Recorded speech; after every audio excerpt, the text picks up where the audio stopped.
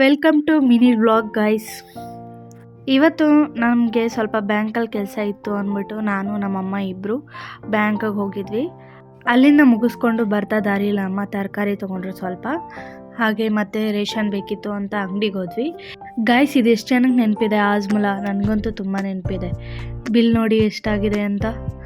ಮತ್ತು ಮನೆಗೆ ವಾಪಸ್ ಬಂದು ರಿಟರ್ನ್ ಬಂದಿದ್ದ ತಕ್ಷಣ ನನ್ನ ತಂಗಿ ನನಗೆ ವಾಟರ್ ಮಿಲನ್ ಜ್ಯೂಸ್ ಮಾಡಿಕೊಟ್ಲು, ಕುಡಿದೆ. ಅದು ಕುಡ್ದಾಗಿದ್ದ ತಕ್ಷಣ ಸ್ವಲ್ಪ ಹೊತ್ತು ಟಿ ವಿ ನೋಡಿದೆ. ಯಾಕೋ ಗೊತ್ತಿಲ್ಲ, ಟೈಮ್ ಪಾಸ್ ಆಗ್ತಿರ್ಲಿಲ್ಲ ಅಂತ ಬಿಸ್ಕೆಟ್ ತಿಂದೆ. ಸ್ವಲ್ಪ ಬಿಸ್ಕೆಟ್ ಎಲ್ಲ ತಿಂದಾದ್ಮೇಲೆ ಸ್ವಲ್ಪ ರೆಸ್ಟ್ ಮಾಡಿದೆ.